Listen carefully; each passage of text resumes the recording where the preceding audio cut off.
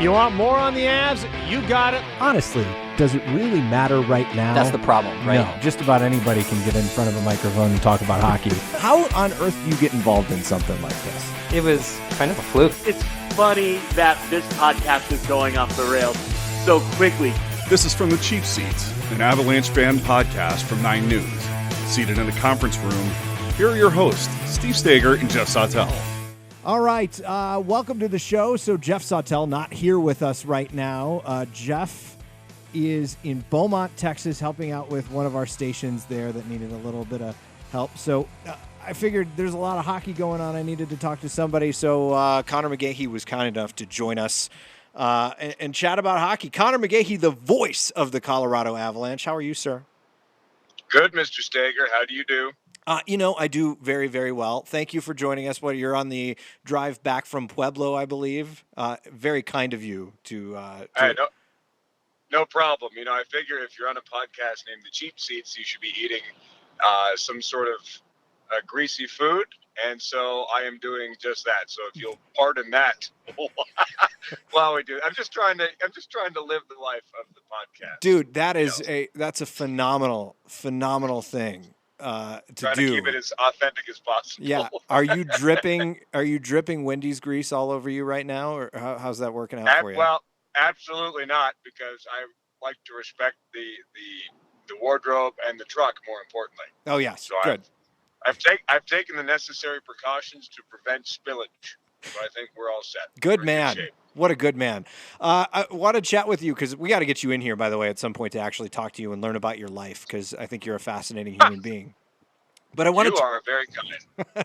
But I want to talk to you about you got to watch 2 hockey games that a lot of people in the metro area, by the way, didn't get to watch. But you got a chance to take in 2 games, 2 preseason games, one with a lot of not as well-known players, but the other one last night with quite a lot of the actual roster. How do you think things are looking? Things are different. I mean, this is a team that was one call away from the Western Conference Final. We all know that. But the one thing that Joe Sakic knew as well was that the superstars were ready for the spotlight and for the next step, and the team was ready for the next step. And the one talking point that we had all year last year was that there wasn't a ton of forward depth, especially down the middle. And Joe Sakic went out and addressed that. Went out free agency, Jonas Donskoy, Andre Burakovsky. Before that, a trade with the Washington Capitals. And, of course, the big one on free agency day on July 1st was getting Nazem Kadri in a trade with the Toronto Maple Leafs. And it was interesting because earlier in the year, everyone was talking about the fact that the Avs needed a second-line center and didn't really have that. And Kadri's name always came up from all of us just trying to play armchair GM and say, who this team needs? This team needs Nazem Kadri. And lo and behold, here he comes. He'll be on that first unit power play, and watching it at camp, Steve, it is gonna be threatening, because Kadri is sort of playing that bumper in between the circles with Landeskog in front and McKinnon on the wall, and Cale Makar is the quarterback. And it's going to be threatening. I mean, they have to avoid getting too fancy because of how smart and how good they are. But these are the tough things that they have to deal with as really good professional hockey players. But I think last night was a feeling out period about who is going to fit where, and just to see what type of players they in fact signed. And I really liked all the new guys, including Valeri Nichushkin, who didn't have a goal last year for the Dallas Stars, played against his former team. He's a big body who can fly, and he just has to apply himself. The most impressive human on the ice was Pierre Edouard Belmar. Yeah, he was. Yeah, who I got to know in Vegas the first year that the Golden Knights were in the league, and a spectacular human being. And was 2/3 of the way to a Gordie Howe hat trick. So he was impressive. He'll be on the fourth line with the 2 Matts, Matt Calvert and Matt Nieto. So it was a loss. 2 sort of funky goals for the Dallas Stars. Belmar did have the lone tally for the Avs, but it was good to see all the new guys and the big boys on the ice for the Avs, and who will be in the starting lineup come October 3rd versus Calgary. Well, and that goalie for the Dallas Stars, I think he was a first-round pick last year. Yep. Just Boston University, Jake Ottinger. Yeah. On his head the entire night. And because you think about... And Landon Bowe came in the third period. And because Ottinger played 2 periods, Landon Bowe came in the third and did the exact same thing. So the goalie pipeline, if you judge it by 60 minutes of play, looks pretty darn good for Jim Nill's Dallas Stars. How hard is it for you to adjust as a guy who has to say these names and correlate the numbers to new guys who are playing on this team? Because I saw Nishkin, I'm totally butchering his name, last night a couple of times. Nachushkin. It's not easy. Nachushkin. Everyone Gesundheit, sir. Yeah. Oh, thank you very much. So that allergies and such, you know. But I saw him a couple of times, and I kept thinking, oh, there goes Alexander Kerfoot. Oh, wait, no, that's right. No, yeah, he's a much bigger body. I mean, obviously, preseason is always the toughest. But the toughest broadcast I probably will do all year was we streamed the rookie face-off tournament live from Irvine, California, a couple weekends ago. And those are always tough because you have, numbers that you're not used to seeing and may not see again, especially after camp. But yeah, preseason is always tough, so you got to work a little bit harder. I mean, as you go along, everyone, everybody on the Avs. It's always the other team that you're trying to figure out, especially, Dallas last night. They didn't really dress a lot of their big hitters or any of them, to be fair. So you find yourself trying to pick out ways to identify them by how they skate or how they're on the ice or what digit you see. Is that a 9? Is that an 8 from all the way up there? So it's a constant battle and definitely trying not to look down at the cheat sheet as much as possible. But yeah, preseason is definitely tougher than the regular season, especially a team. It gets easy with a team like the Minnesota Wild, who we will see 7 times. Oh yeah. Total between the preseason and the regular season. You get to know those guys real well, so that gets easy. But yeah, the preseason is definitely more challenging. Yeah. By the way, John Mitchell working with you. How great is that? It's good to hear his voice. Yeah, John Mitchell played in Europe last year, in Germany, and he lives here in the Denver metro area and wanted to hop on and see if this could be a possibility for him now and in the future. And I thought he did a wonderful job. He's a great guy, and we were talking in the off season, and it was good to have him on and have him tell stories and give some analysis, and we're going to see how much we can get him on as we go along here this season. As a guy who used to do color commentary for my college hockey team in Rochester Hills, Michigan, yes, on radio. How about that? I could look tell at you go. Well, right, but I look at you guys and I look at what Mose used to do and what you did last season, and I think, my God, he's doing that by himself for an entire hockey game. That has got to be the worst. Do you have a voice at the end of the thing? Not real. I mean, if you heard me in playoffs, I sounded like Linda Richmond from Coffee Talk on Saturday Night Live. I'm a little verklempt. Talk amongst yourselves. I'll give you a topic. Rhode Island is neither a road nor an island. Discuss. Discuss. So discuss. I was a little hoarse for sure, but I mean, it's not so bad because the game flows pretty well. I mean, imagine doing baseball. I talked to Jack and Jerry over at the Rockies about, having to do baseball as a duo sometimes when the game is slow. And I think that would be tougher. The game of hockey flows pretty good, and you have TV timeouts. And what's nice nowadays is you can connect with fans instantly. And I really like, seeing where people are listening from. The NHL app allows you to listen for free anywhere in the world. Matter of fact, one night last year, we had somebody listening from Prudhoe Bay, Alaska, and McMurdo Station in Antarctica on the same night. Wow. So what's really neat is you can connect with those people and say hi to the regulars. There's a New York City police officer who listens when he's in his patrol car, and he lets me know when he's pulled over on the side of the road via Twitter. And so that part is really cool, and that really helps you connect with people and fill time when needed, because it shouldn't be all about the hockey, and you have to paint the picture, but I think it's about the connection with everybody, both locally here and around the world. There are people. We had a listener in the UK last night. It was her birthday. She stayed up till 3 o'clock in the morning to listen to the Avs broadcast. So I find that part really neat, and that makes it feel like you're not really doing the broadcast alone. Does it amaze you where you find fans? I just thinking Yeah. of the Eurolanche for a minute. I mean, they are they're strong fan base out there in Europe. 100%. Yeah, no. Yeah. And we had in Nashville, we had a family from Baton Rouge, Louisiana, drive up to see the Avs play in Nashville, and they found me on the concourse and said, "Hey, we listen all the time. Thanks for bringing us our hockey." So, I mean, every corner of the globe. I mean, the Avs did a campaign a couple years ago called Avs All Over, which I thought was really neat, and it showed how far-ranging that the fans were around the globe. I mean, from Asia, like I said, I've had a guy listen in Thailand, Cambodia, stuff like that. I mean, all over the place. So I think it's magnificent, and technology has allowed us to connect on a daily basis. I think it's great. Oh, I lost you for a second there. You were talking about technology, and all of a sudden the technology cut out. But Hey, you're that there. seems You're about back. right. Yeah, right? Technology's great until you need it, and then it doesn't work. Am I right? You're right on cue. Play? Right on cue.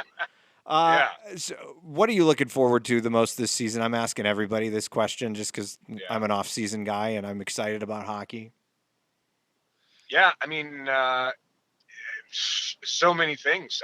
I just think that you have world-class players, and you have sort of experiences the past 2 years in the playoffs that will help build confidence towards making that next step. I mean, you talk to a lot of people, and the Avs are the hype inside the National Hockey League. I mean, Vegas has them they go between 15-1 odds and 10-1 odds to win the cup, and ESPN has the Avs ranked as their number one team.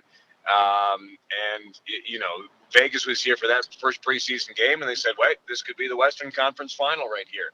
So I'm excited to watch probably the best brand of hockey in the NHL. I was on with SiriusXM NHL Network yesterday, and McKern, one of the hosts, said, there's one team that I want to watch on the West Coast when I get home after we're done with our East Coast games, and that's the Colorado Avalanche. John Buccigross said the same thing. So I think fans need to know that this is a style of hockey and a team that people around North America and people in the know have a lot of interest in, respect for, and want to be able to see that skill on display and see if they can be more than just a wild card team and build on what they did last year.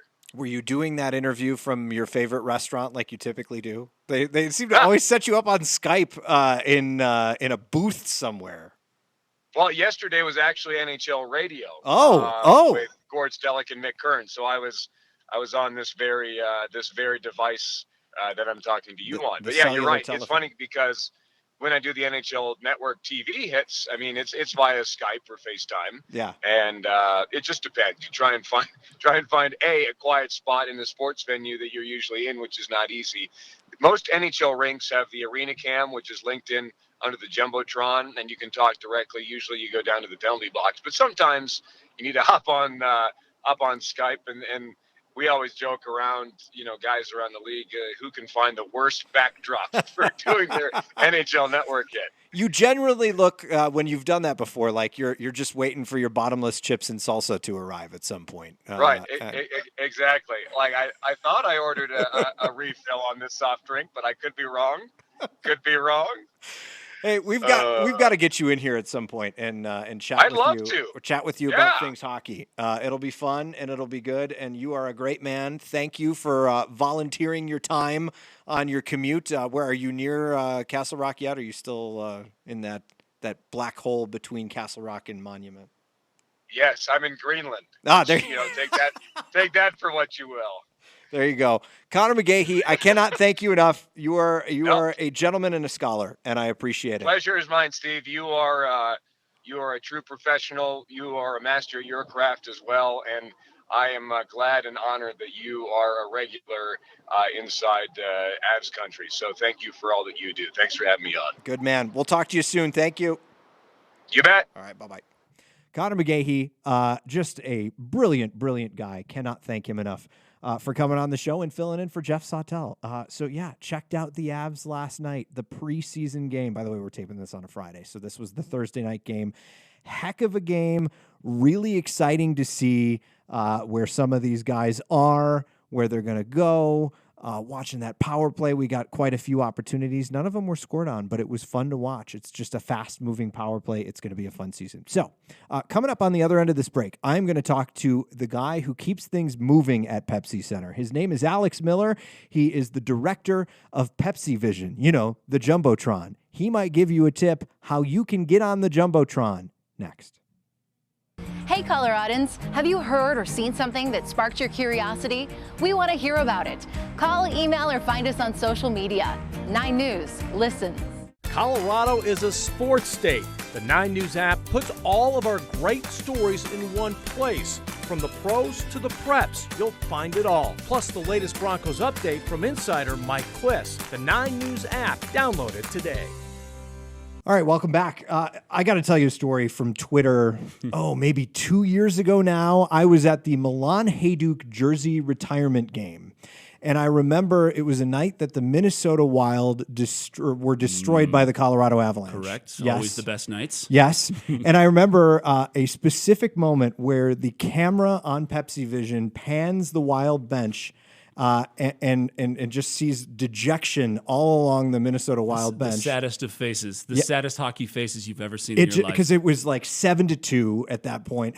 Then it dissolves to a shot of people walking up and leaving Pepsi Center with Minnesota Wild jerseys on to, Daniel Powder's Bad Day. Yep. And are you shocked that I know the artist of that or no? I am not shocked. You've done your research. You're a newsman. You know what you're doing. There you go. But this is Alex Miller, by the way. Alex is a director of Pepsi-vision. The way you and I met, I remember I tweeted something and said, the people who run Pepsi-vision are absolute geniuses. Yeah. Just because I thought it was hilarious. And I must have just been scouring Twitter to get compliments or something. You didn't at me or anything, so I guess I was just looking for love. You liked the tweet because I was thinking, man, this would be a great TV story if we actually got to sit down and talk to the people who do this. Right. And you liked one of my tweets, and for some reason, I think I clicked on your profile and I said, wait, this is the guy I'm talking about. Yeah, for sure. I think it was probably retweeted by somebody that I knew or something, like somebody I followed as well. And so I saw that and I was like, hey, Staeger liked it. Bam. Boom. Like that tweet. There you go. Now we're buddies and we tweet back and forth. I've been working on you for, months now to try to get the Nacho Cam to Section 326. That's right. I don't know if you pull the weight to get the Nacho Cam to Section 326. This season, you know what? I'll tell you what, Steve. I think this season we can probably make it work. Because I think I have enough weight now. I've got the clout. It's just by coming on this podcast. That's we're right. able to convince you. Correct. Yes. Perfect. I mean, I can be bought for sure. How in the heck did you get involved in something like this? Let's see. Gosh, I started as an intern at Pepsi Center. I was in the broadcast department in 2006. And when I graduated in 2006, they didn't actually have like a full-time job or anything, which is a bummer. But I had done a couple of random games where I did like audio or something like that. There's positions that they kind of use to kind of break new people in. And I had done audio, and everybody liked me. I liked what I was doing. And so Billy, who is the director of broadcasting there at Pepsi Center, she asked me if I wanted to come aboard and do replay, because it just so happened that somebody was taken off that summer, and they would need to replace whoever was doing replay. Excuse me. So, I got aboard doing that. We used to, back in the day with the old screen, Avs fans will know, it was not the giant jumbotron that you see today. That was, in fact, you guys rolled that out, I think, the first season I was here. I remember one of my first live shots at Channel 9 was 2014 Minnesota Wild playoff game, and you guys, and they were out of town, and you guys were showing it off on the big screen, and we showed off what that screen. It's just incredible. Yeah, it's phenomenal. A huge screen. It was the biggest at the time, I think. They just keep upping it, but it was the biggest for a couple of months probably. But I think the Houston Rockets, either we beat them or they beat us, so it was short lived. But Yeah, that screen is incredible. Yeah. And between what you can do now and what we used to do, it's a world of difference. It's just night and day. It's wild. It's crisp too. It looks really great. Yeah, it looks great. It looks like a pain in the butt to try to replace anything that might, like, if a puck finds its way up there and hits that thing and knocks out a few LCD. I think they got it set, but you'd be right. Yeah. I bet that's probably correct. Yeah. So explain to people what you do, because you're not inside the building necessarily. Are you out in a production truck? Or no, I am not in a truck. So the production truck is for like altitude or the away shows, or if NHL Network is there, or if it's the playoffs and it's NBC Sports or whoever. But no, we are in the building. We are kind of down in it'd be like between the first level and the club level, give or take. So no windows, don't see anything. If the place was if 20,000 people all at the same time rose up and stomped, we probably wouldn't hear a thing. So you don't hear anything? Not really, no. I mean, is that hard to capture the spirit of the building from inside? You really, really rely on your camera guys and girls to make sure that they show you what's going on for sure. Because it's tough. I mean, you're kind of hidden. It's like a control room, and it's not anywhere near the action. So you kind of just gotta have to make it work and make sure that everybody does what they do. What is it like? Because you sit in the seats too, and I've seen you in the seats before. Right. But what's it like experiencing it from that side of it, especially on an exciting night when things are actually going wild, like a playoff game, something like that? It's incredible. I have one of our engineers actually last year. Was it? I forget. I think it must have been Game 4 against the Flames that we won in overtime. Yep. Yeah. There's some awesome. He put a GoPro up. I don't know. He must have just had a genius moment or something. He's like, when we went to overtime, he's like, I'm going to put a GoPro up back here and record everybody in case we score. And of course we did. Place went nuts. I mean, we're all fans. We all have a blast, and everybody's cheering and yelling and stuff. And then I have to. The video is funny. I stand up, I throw my arms up, and then I'm like, oh, I gotta get back to work. I gotta figure out what's going on. But everybody's camera yelling. too, because you're directing, right? So Correct. you're calling Correct. the shots, basically. So the way that it works is there's a game ops director who's sitting in the building. They're in the building. They're way up top. They're the ones that are up on like press level. If you ever look up that way, sitting next to the organist. Organist, that's right. Craig Turney, who plays music for the Avs. Everybody's up there, and they can see everything. So we're down lower, and we kind of take direction from them too. I call the cameras, I call replays and things like that. We run the videos that go up to the board out of the control room downstairs. We do all that stuff down there. But we're following the script from upstairs, basically. So yeah, I mean, we're kind of blind, and we just are hoping that they're telling us exactly what we need to be doing and everything when we need to be doing it. When you say you follow the script, I'm curious because I notice a lot of creative stuff getting done. Is that you guys kind of the had a bad day moment? Is that you saying like, hey, we should do this? Because I see some dejected people leaving the building like. Pop that up, Craig. Like, let's get that song playing. Right. We communicate. We talk about things like that for sure. But I will say that everybody has an influence. The guy who sits next to me, that's a technical director. He'll have an idea. Whoever's doing replay, will show me something like, oh, that was a funny, a kid caught the puck, dove over seats to catch the puck. We show that replay, things like that. So it's very collaborative, and everybody kind of gets together and talks things through. But we've got some kind of mainstays that we do, like when we're kicking the crap out of him. We have had a bad day, which is awesome. We've got the one that I really love is after fake news became a big thing. We'll do the. I know exactly what you're talking about. Yes, go ahead, introduce it. No, for sure. We'll do the fake news. We don't want to rip on like the team themselves or something, but we'll kind of make fun. We'll poke fun at like the city they're from. Yeah. So if it's Detroit, something about Detroit. Thank you. By the way, appreciate that. I said it on purpose. The fake news has been great for Detroit. I'm trying to remember what it was, but it definitely. There's been some good ones. Nashville's got some good ones with all the music and stuff. There's certain cities that play well to the riff on them. Well, and you guys do it's basically anytime a rival comes in the building. Rivals for sure. I mean, if there's just something that there's been topical ones because we're playing Tampa Bay and something happened. I don't know. But something like that. But yeah, usually it's the rivals for sure. I mean, we like to poke fun at Nobody in our building likes the Wild. Nobody likes the Wings. Nobody likes the Blues, especially after last year. So it's going to be a bit different. And it's going to be really wild this season when the Blues are in that building as a Stanley Cup champion. Every time somebody if somebody in the Central Division wins the Stanley Cup, Chicago or now St. Louis, it's just going to be they'll come out of the woodwork. They'll have dusted off their Blues jersey and realize what huge, giant Blues fans they were all their lives. They didn't come to the games, but suddenly they want to be there every night. That brings me to something I have to ask you, because as a guy who spent all last season there, I noticed that a lot of times that building is full of people who are not Avalanche fans. Yes. How difficult is that to make this job for you? I mean, is it tough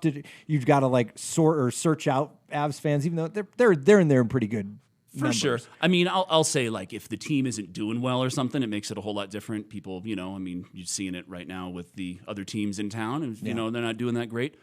Fans from the other teams tend to show up a little bit more, but, it's tough. You just kind of have to, I mean, you got to remember that everybody there paid price to see the show. If things are tough or whatever, if there's a ton of other fans or something, make fun of them a little bit, have fun with them, like, be into it and have fun and everything, but like keep it in perspective. You guys are looking for sometimes looking for the embarrassing moments for those fans too, right? Definitely, for sure. Yeah. There's been many a time. I'm sure that we've embarrassed a lot of people around Pepsi Center by like getting ready to go to them or something, and they they drop their hot dog or something like that. Or, So there's been a lot of embarrassing. You live for moments like that. Right? I do. I like to have a lot of fun, for sure. I think that sometimes we have to kind of reel ourselves in almost because I would just goof around the whole time. I love hockey, and I love doing the job that I do, for sure. So I don't want to. You don't want to get fired. I don't want to lose out, for sure. I know. I love my job too, Right. and I do some wild things out here every now and then.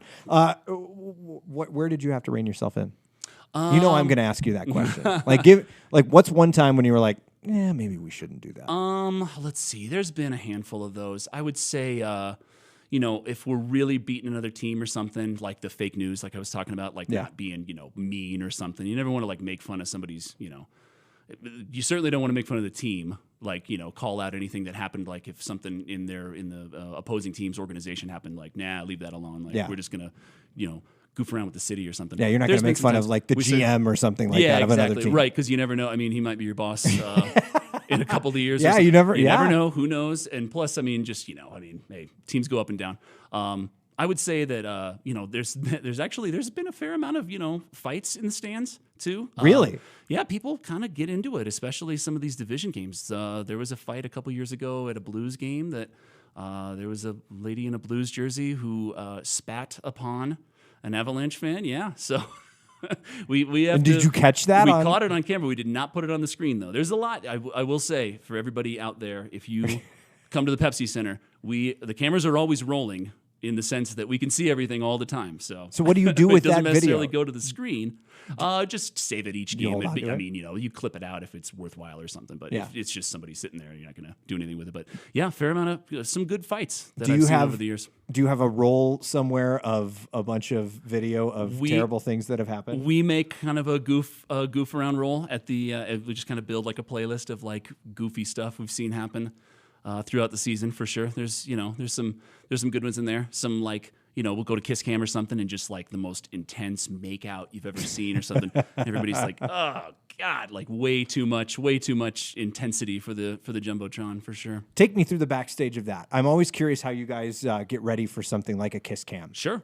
Is this pre-planning, like action is going on the ice and you guys are like, all right, let's line up some people for the Kiss Cam? Yeah, so I mean, I'm sure TV. I've been on TV productions too, and they do it to an extent too. But you got to figure when, if you're watching Altitude, when they go to commercial, they take a break for 2 minutes there at the arena. But that's like when we have to keep going. So we're constantly on. So you really have to kind of pre-produce things. You got to talk things through and set things up. So something like Kiss Cam, I'll look and, I don't know.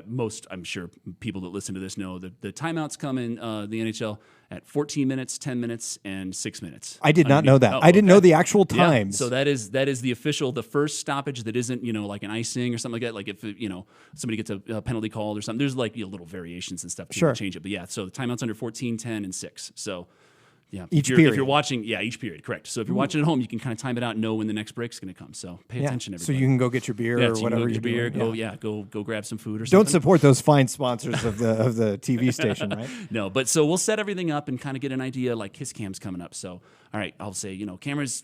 Kiss Cam's coming up. Let's make sure we kind of get something lined up. We'll have a couple of shots to go to right away, and just kind of line things up. And then it's basically after that, it's just kind of a free for all and just whatever you like. We just kind of have a lot of flexibility with the camera people, whoever's shooting camera that night. Just put them up on Kiss Cam. Put that guy up on Kiss Cam. Yeah. There's people. I mean, I get texts and people tweet at me and stuff like that for like, can I get on Kiss Cam or Steve wants the nachos up to his section. So. I am dying for the Nacho Cam. I don't know who I have to pay under the table to get the Nacho Cam to go. I'm telling you, we'll make it work. Katie, by the way, will kill me if I actually take a chip and dip it into that sauce that everyone else has been dipping in. Oh, She's yeah. a big germaphobe, but I don't care. Well, and also the spoiler too. Sometimes those nachos have been sitting there for a little while because maybe so there's times that the break gets bumped or something. There's a big a major penalty or something like that. Yeah. And so, we're going to not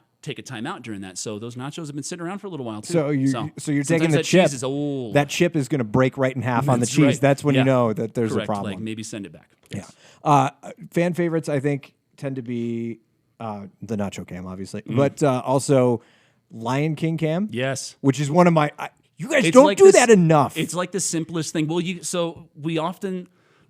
We don't want to run it into the ground, and we don't want to ruin the fun. So you kind of have to spread it out a little bit. Okay. Because if it was, once a game, you'd be waiting for it and like, But I mean, the Nacho Cam is once a game. We've got plenty of cams there. We got Nacho Cam. We've got the baby DJ Cam is Yeah. a fun one Oh, too. baby DJ. Yeah. That was the other one I was That's going to bring right. up. So if you have a little kid, by the way, another insider knowledge for everybody. If you have a little kid, you need headphones, right? that's right. You put the earmuff headphones, noise canceling, whatever that you can get from Pepsi Center or bring from home or something. You're going to get on baby DJ Cam. There's not a lot of kids that wear those, so you've increased your odds exponentially by bringing that in for sure. But you never know because that may not come up during a game. That's not true. a once a game thing. I'll tell you what though, when we are like panning the crowd or something, I'll make a mental note like, oh, all right, that kid's wearing earmuffs. We got to make sure to go back. We've got a baby DJ candidate. Yeah, So. yeah. I wanted to nitpick on something in game production that I'm sure that you Go can't, ahead. you have no impact on. Because Tell so me. one thing we are always curious about up in the cheap seats, up in the fans that are way the hell up there, we always wonder the trivia seems to always produce a signed jersey. Yet the game where the people have to actually do physical work, like where they're rolling around on the bikes, they get like a UC Health bag or Like the something gift like card or something? Yeah. I don't know. Maybe you could put that in the comment box of what. I will drop that in the box But at it's- work, and we will figure out exactly what we want to do to improve the game experience for the fans at the game. I wanted to take a couple questions from Twitter, by the way. So Jedi Sure. Goalie, you were interacting with him earlier. That's right. Jedi Goalie had a bunch of questions. Yeah. One which we already touched was how many people run, but how many people are on your production team? Boy, I'd say down in the control room, so just the people in the same room as me. I think there's probably about 10 or 11. We've got a couple engineers running around too, so maybe a dozen, give or take. So you got a And ton then of people. There's a bunch of people in there. We have 4 dedicated cameras. We also take all of the cameras from the truck shows, so altitude, or if the visiting team has a truck that they sent to for FS Midwest or whatever. So we can take those cameras too, and then there's obviously everybody upstairs. There's people downstairs running stuff too. The game ops people that have to, like ice guys and girls. We've got guys this year too. So Yeah, I was going to say, that's good, right. good for you guys. That's right. It's a whole squad now. Between I'd say like all of game ops, I mean, at least 2-3 dozen minimum. So Yeah. But yeah, so Fair amount of people. Yeah, there's a good amount. There's a lot of production that goes into it for sure. It's a big screen. He also asked, or he or she, I actually don't know if it is a he or she because it just says PG. But Jedi Goalie also asked, any content Great name. spontaneous or is it all planned out? Great name, by the way, Jedi Goalie. Yeah. Oh, I love that. Yeah. That's a good one. Spontaneous. I'd say so. We've got a rundown, and we look at it. You work in an industry I similar. do. You guys, Yes. you have a rundown that you do each night, but you don't literally have every single word that you say. Sure. In the prompter. Sometimes you'll throw it out. Yep. Yeah, exactly. Yeah. You kind of, you riff a little bit, Yeah. freestyle a little bit. Yeah. So we do that too. I mean, we know what we're doing. I know that the Kiss Cam is coming up, or I know that, the UC Health FanFit Challenge where they're riding the bikes is coming up or something like that. And then after that, it's just, live shots, players or something. We've had a lot of like fun things. I think. What about the reverse eating cam? Oh, that's one. yes. I love that one. Yes. The one where you must just roll on someone Yep. who's sitting there like nomming on a hot dog. Correct. And then you roll that back. It's in almost reverse. always like pregame. So yet another thing to keep in mind if you come to the game. if you're sitting all by your lonesome and you're eating nachos, there's probably somebody with a camera on you, and we're going to make fun of you later while we reverse eating those nachos. The more ridiculous the food, I would say, yes, is probably going to end in something. I'd say the nachos are good. Hot dogs are great too, because you just watch a hot dog get rebuilt, which is very interesting to see. It's gross, but also kind of Are you previewing that and thinking like, yes. oh, what's the best food, and you just kind of do a best of? I would say that yes, we kind of have an idea of what the best foods are. There was a guy Tuesday night. I did the first preseason game, and every time we went to him, he chugged an entire beer.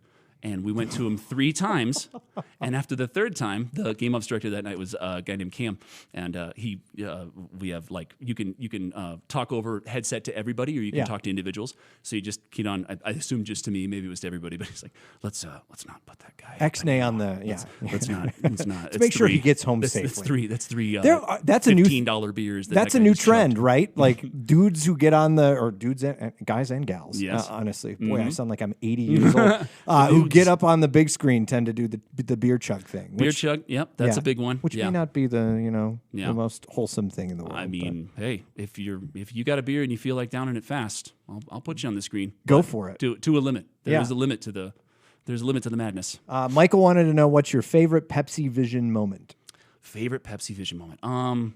Boy, there was. You know what was a really fun one? It was 2 seasons ago, and I think we were playing the Coyotes. And we were up big. It was like, oh man, I'm going to draw a blank on the score exactly. It was like 5-1 or 5-2 or something like that. Mm-hmm. And Sven Andrighetto got into it with, I'm drawing a blank on the Coyotes' big forward. Eckler. Ekholm? Is it Ekholm? No. Drawing a blank. I can't believe it. But anyway, so Sven gets up late. There's a whistle. We're kicking their butts. They get into it a little bit, and Sven just, kind of out of the blue, just drops him like 2 fists to the face, no stick, just 2 fists to the face, and he goes down in flames. And everybody went nuts. It was really cool because Sven Andrighetto, not a huge guy by any means, and he just dropped him. There was a huge stoppage because everybody got into it. And so we were. I think it was like 5 minutes before they went back to the game. We kept going back to Andrighetto in the box. And every time we went to him, he did he raised his arms up. I love that. And I'm not kidding. Like, hockey guys are usually pretty reserved, and you maybe like if it was basketball or football or something, maybe you see a little bit more animated stuff like that. Yeah. But nobody really does that in a hockey game. Like, pumps the crowd up. So every time we went back to him, he raises his arms up and pumps the crowd up, and they go ballistic. And so we kept going back and forth between the replay of him just dropping the Coyotes player. And then we get out a replay and it would be on Sven, and he's just smiling and pumping up. We did 3 times, place went nuts. It was amazing. So fun, especially a small guy like that who never gets into something like that. You know who else did it? Who was good at entertaining the crowd, and I think you guys capitalized on this moment too. Nikita Zadorov. Yeah, in that last, I think it was a game right before the playoffs this year, after he just laid someone just out, drilled him, and then did the are you not impressed? Yeah, arms straight up, bring it on. Let's the gladiator thing. These guys play up to the camera quite a bit too. Like they know when nice. Did you notice them watching you? Yeah, well, especially so with the board that we have now, the giant screen that we have, a little bit easier for them to see. The old one maybe they didn't see too much, but it's they look up when they get a penalty, they look up and they want to see the replay and stuff like that. That happens actually. That's pretty funny to. When you're working either, because I do Nuggets and Rapids and Mammoth and Avs, all the things at both Pepsi Center and Dick's, and so when you're doing a replay, the players will all look up and they'll you can see them mouthing words that's something like that, no way, and so it's pretty funny to watch that. But yeah, he knew he was on the screen, and everybody goes ballistic because you never see anybody do that. It's great. An amazing moment. Yeah, it's got to be because I thought your answer to that would be something like somebody dropping something or at some point because I remember I think I was at a Nuggets game and a guy I was, and there was a guy in a Red Wings jersey at the Nuggets game for some reason, and he was kind of pumping and showing everybody how cool he was, and they put him on the screen and they put fun facts or fake news or whatever the thing you did, and as he's got a beer in his hand, and his girlfriend gets excited and it sees him on the screen and knocks the beer out of his hand, and then Rocky kept coming down trying to hand him a new beer and messing around with him. Rocky, by the way, phenomenal. He's good. Best mascot. Bernie's great too. They play up to the crowd well, but yeah, Rocky's a legend, man, for sure. You guys have a lot of fun. We've got mean, we're talking Avs, but the Nuggets have a lot of fun things we do too. We put up, I don't know, maybe not in that game that you were at. I don't know how many Nuggets game you go to, but I've only been to one. Yeah, they're fun. They're a blast. They are too. a good time. Yeah, fans for sure. Yeah, come support both teams. What were you all going to the say? home teams. What do you put up? So we put up if it's tight in the fourth quarter, like close game. And the away team has free throws, we'll put up different pictures of Tom Brady. We'll do like a slideshow. Because everybody, I don't even know how that started. No joke. I have no idea what the first time we did that was. But we'll put up Tom Brady because everybody in the crowd, boo, just goes ballistic because, you want them to boo for the away free throw anyway. And you put somebody that is, absolutely hated. That's brilliant. Yeah. Actually, and there was a time we shared it amongst some people that were working that game, but we were playing the Celtics, and the Celtics broadcast saw it and was just dying laughing. They thought it was the funniest thing.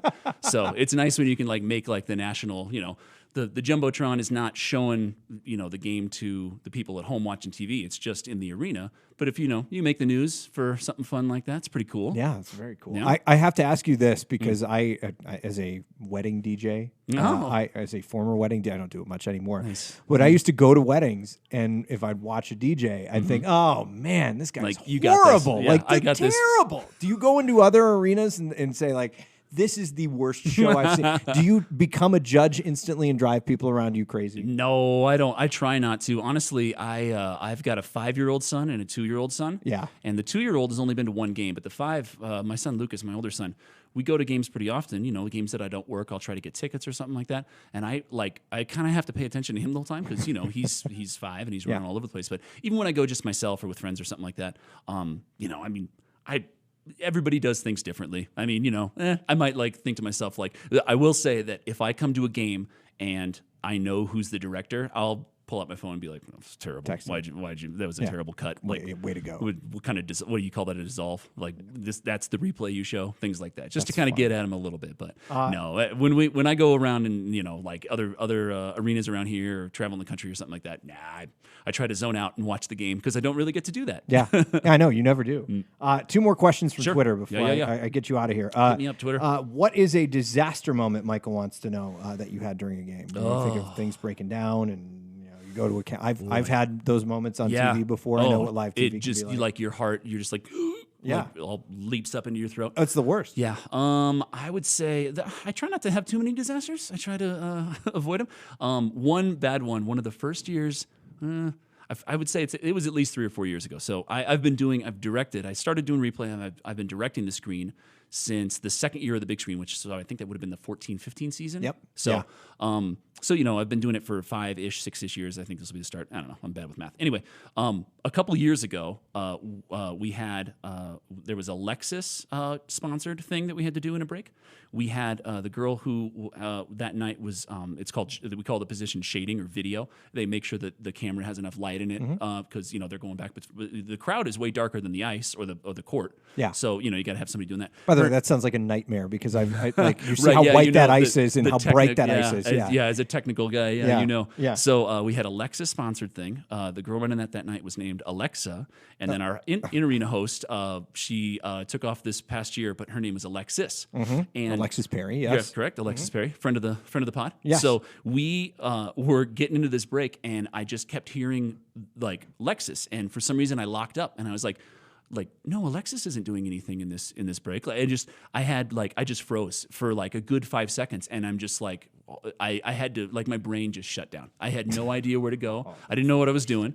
It was just the same shot of a guy skating around on the ice for way longer than it should have. I locked up. So there's been a couple of things like that where I'll just I'll not be maybe necessarily super prepared for the next break or something like that, and just kind of it'll catch me off guard, and I'll freak out. And you're probably watching the game, and you're into the entertainment as well. Too, for sure. I mean, it's tough. I will say that. I mean, it's a really, really fun job. I absolutely love it, but you do have to pay attention. So you can't just sit there and watch a hockey game or a basketball game. You gotta be thinking about what you're going to next at all times. And that was really tough for me to start at first. I was going to say, I was a huge Avs fan. You are a ravenous fan. I've seen you on Twitter. I mean, you love this team. I am born and raised in Denver, so I remember my first going to see the Avs at McNichols that first season.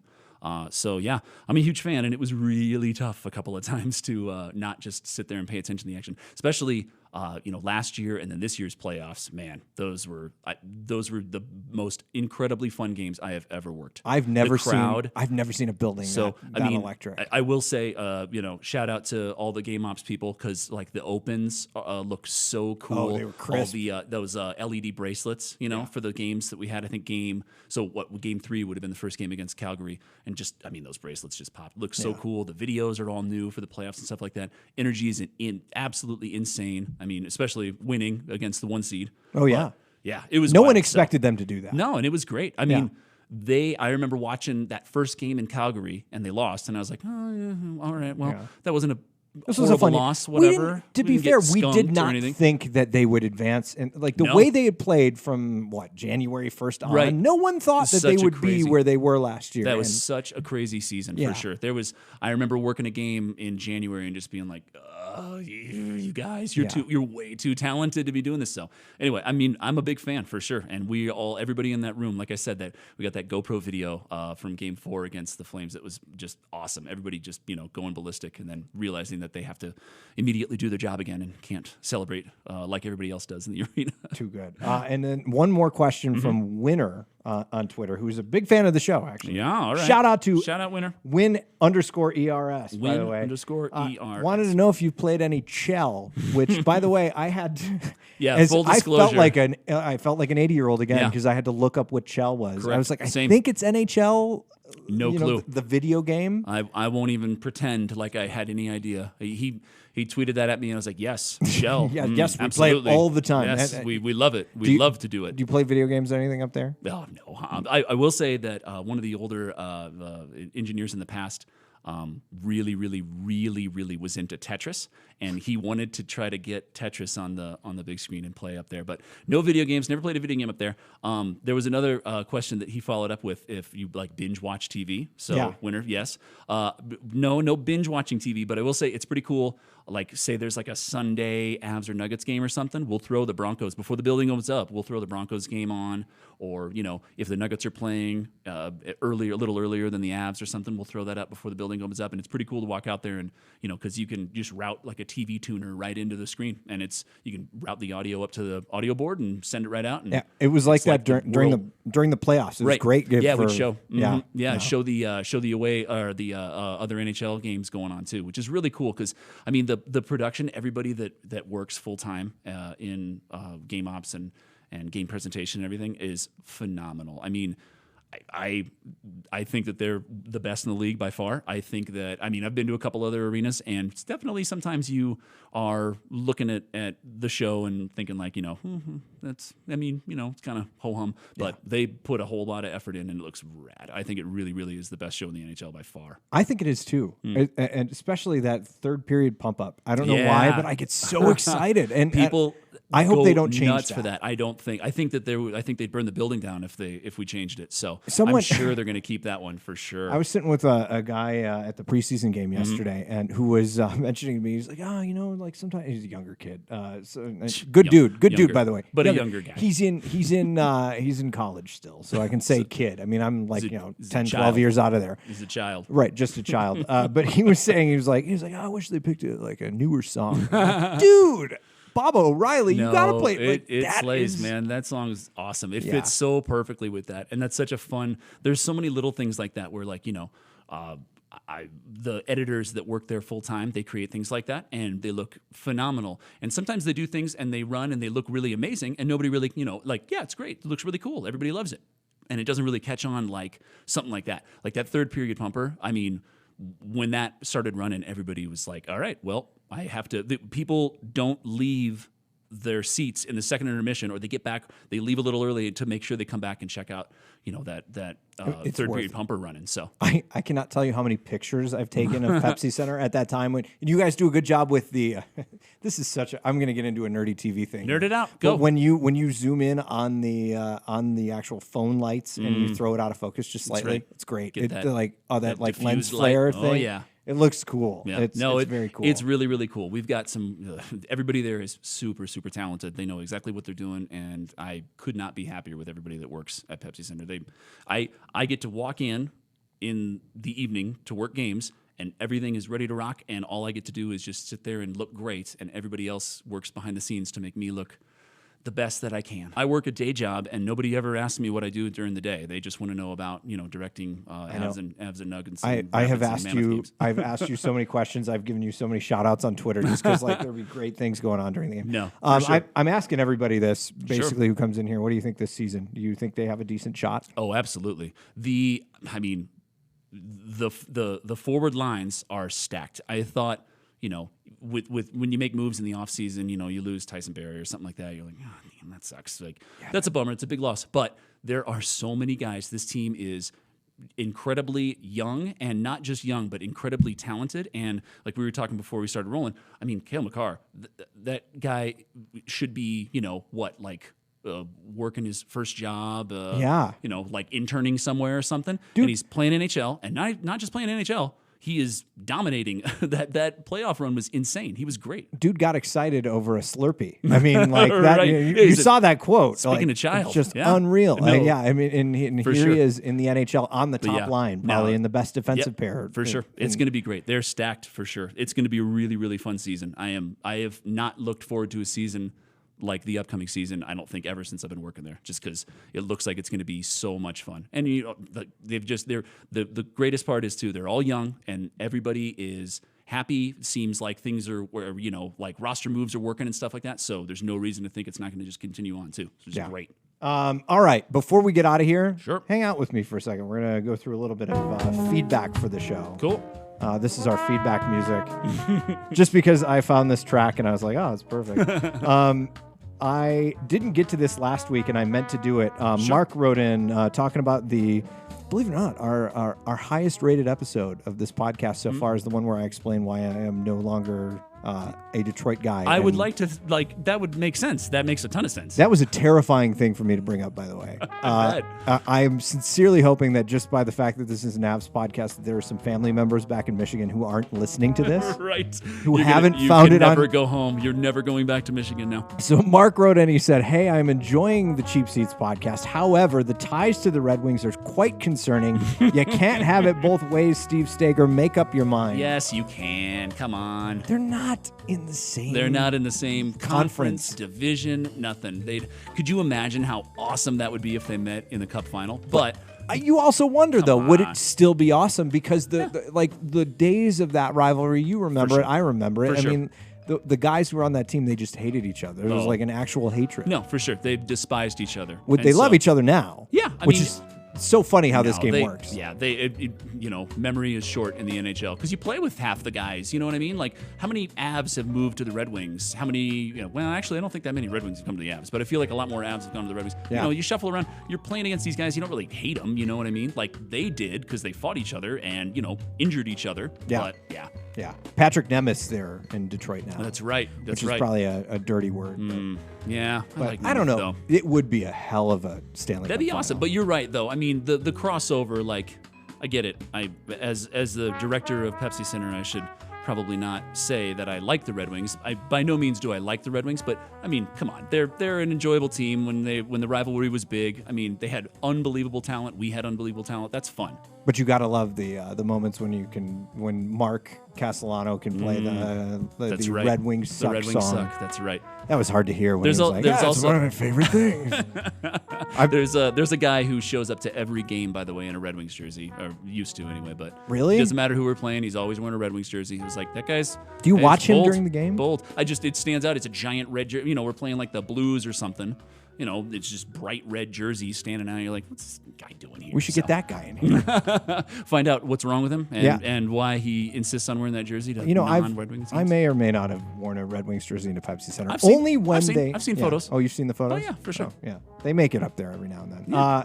But yes, Mark, thank you for listening. By the way, we've got a lot of people writing in, a lot of fan suggestions to get on the show, which is pretty cool. We'll get you see all these people and how diehard they are. These fans are incredible. Absolutely nuts. It's so great. You had the girls with the fat heads on. That was a great episode. It's so cool. Everybody is way into it. I love the culture of everybody kind of getting behind the team. I feel like there's not a lot of, if you go to, you're probably like a huge Rockies fan or something. Maybe you go to a lot of Rockies games or something, but I don't feel like if you went to a Rockies game, you'd see like, oh, there's that guy that I see every game, or, there's those girls with the fat heads or something know like the that. players. Yeah, they know the players. The players come over to them and slap the glass and stuff. I mean, I can't tell you, I've seen hundreds of go to prom with me proposal signs in the pregame. So, yeah, I mean, fans are so into it, and it's so awesome. I love seeing, like, you put like a kid up who just goes ballistic. And I work a lot of games. I've been there a whole bunch. I'm used to it. But you got to figure, like, there's so many people that you see signs where they're,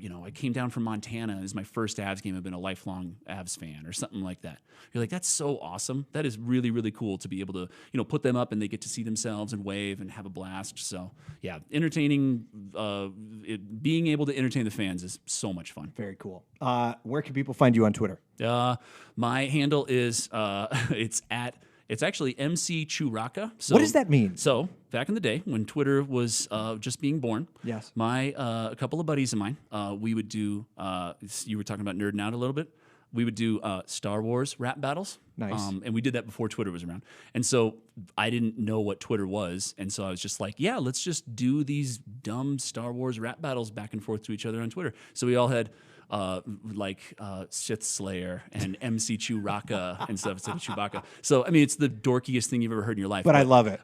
And then everybody else changed their handle. And I was like, no, I'm going to still be MC Chewbacca. Love it. So it's traditional spelling, yes. MC Chewbacca, traditional, common spelling, as we would say. Common spelling. In our industry. That's right. And when are you at Pepsi Center next time? Unfortunately, I'm a little bit of a beer geek. A little GABF. Just a little GABF. Yeah. And I'm going to the Thursday night session, which is opening night. You should go to the Friday session. I'm doing something at GABF. Oh, on you Friday. are? Yeah.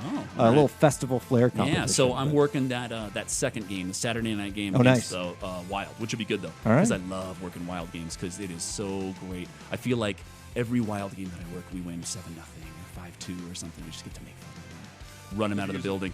Yeah. It's great. Well, if you are at that game, you see Alex Miller. Right. Thank you so much for coming in. Of course, yeah. Tweet at me, guys. If you ever want to try to get up on Jumbotron, I can't look at my phone while I'm working, obviously, but if you hit me up during the day or something, tell me where you're sitting. I'd love to get you up. It's such a blast to be able to interact with people like Love that. it. So you are the man. Thank you for coming cool. in. We appreciate it. Thank you. We'll see you guys next week. Thanks for tuning in. The views and opinions expressed in this podcast are solely those of Steve Staeger and Geoff Sawtell, who have absolutely no business covering sports at all. They're just fans. You can tell them how wrong they are by tweeting at the show at 9cheapseats or email cheapseats@9news.com.